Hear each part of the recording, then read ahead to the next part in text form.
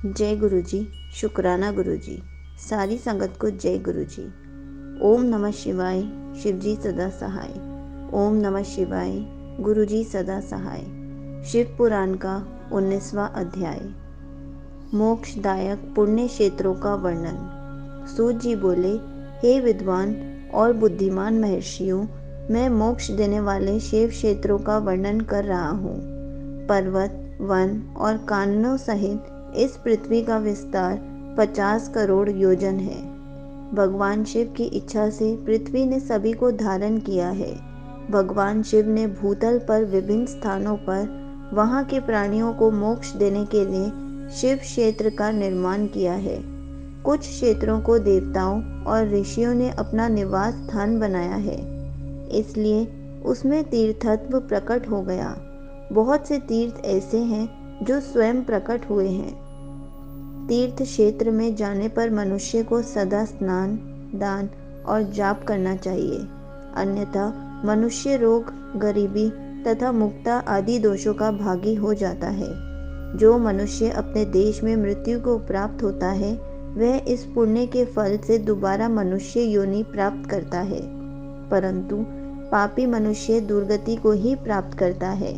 हे ब्राह्मणों, पुण्य क्षेत्र में किया गया पाप कर्म अधिक दृढ़ हो जाता है, अतः पुण्य क्षेत्र में निवास करते समय पाप कर्म करने से बचना चाहिए। सिंधु और सतलुज नदी के तट पर बहुत से पुण्य क्षेत्र हैं। सरस्वती नदी परम पवित्र और 60 मुख वाली है, अर्थात उसकी 60 धाराएं हैं। इन धाराओं के तट पर निवास करने से परम पद की प्राप्ति होती है। हिमालय से निकली हुई पुण्य सलीला गंगा 100 मुख वाली नदी है। इसके तट पर काशी, प्रयाग आदि पुण्य क्षेत्र हैं। मकर राशि में सूर्य होने पर गंगा की तट भूमि अधिक प्रशस्त एवं पुण्यदायक होती है। सोनभद्र नदी की 10 धाराएं हैं। बृहस्पति के मकर राशि में आने पर यह अत्यंत पवित्र तथा अभिष्ट फल देने वाली है। इस समय यहाँ स्नान और उपवास करने से विनायक पद की प्राप्ति होती है। पुण्य सलीला महानदी नर्मदा के 24 मुख है।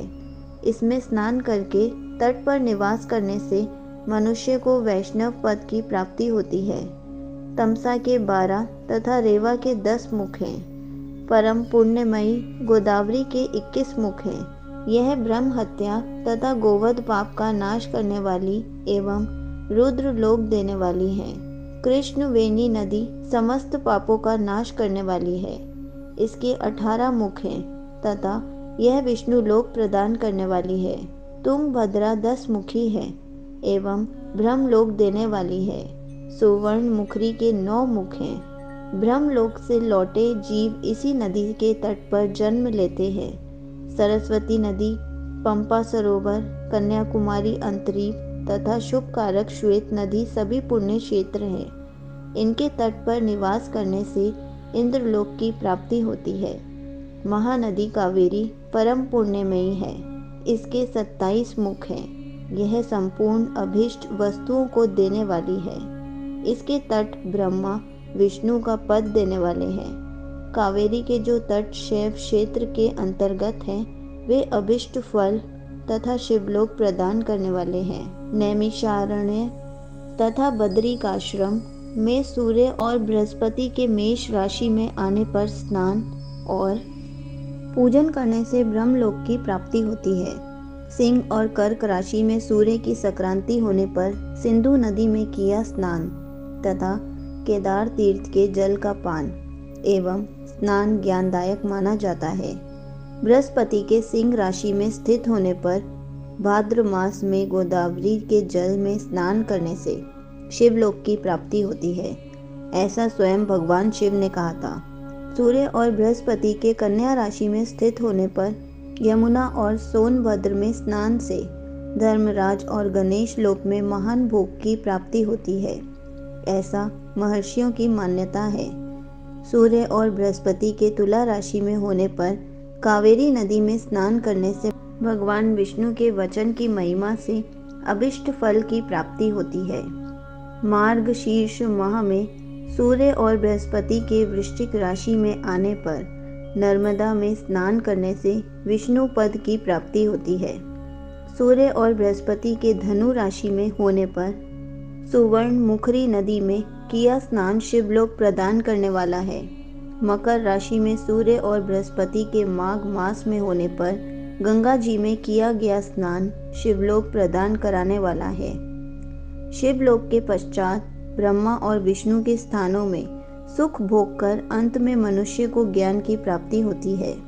माघ मास में सूर्य के कुंभ राशि में होने पर फाल्गुन मास में गंगा तट पर किया श्राद्ध, पिंडदान अथवा तिलोदक दान पिता और नाना दोनों फूलों के पितरों की अनेकों पीढ़ियों का उद्धार करने वाला है।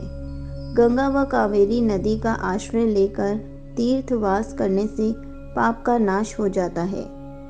ताम्रपर्णी और वेगवती नदियाँ ब्रह्मलोक की प्राप्ति रूप फल देने वाली हैं। इनके तट पर स्वर्गदायक क्षेत्र है। इन नदियों के मध्य में बहुत से पुण्य क्षेत्र हैं। यहाँ निवास करने वाला मनुष्य अभिष्ट फल का भागी होता है। सदाचार, उत्तम वृत्ति तथा सद्भावना के साथ मन का दया भाव रखते हुए विद्वान पुरुष को तीर्थ में निवास करना चाहिए, अन्यथा उसे फल नहीं मिलता। पुण्य क्षेत्र में जीवन बिताने का निश्चय करने पर तथा वास करने पर पहले का सारा पाप तत्काल नष्ट हो जाता है, क्योंकि पुण्य को ऐश्वर्यदायक कहा जाता है। हे ब्राह्मणों, तीर्थ के वास करने पर उत्पन्न पुण्य कायिक, वाचिक और मानसिक सभी पापों का नाश कर देता है। तीर्थ में किया मानसिक पाप कई कल्पों तक पीछा नहीं छोड़ता। यह केवल ध्यान से ही नष्ट होता है। वाचिक पाप जाप से तथा कायिक पाप शरीर को सुखाने जैसे कठोर तप से नष्ट होता है। अतः सुख चाहने वाले पुरुष को देवताओं की पूजा करते हुए और ब्राह्मणों को दान देते हुए पाप से बचकर ही तीर्थ में निवास करना चाहिए। यहीं पर शिव पुराण का 19वां अध्याय समाप्त होता है। जय गुरु जी, शुक्राना गुरु जी।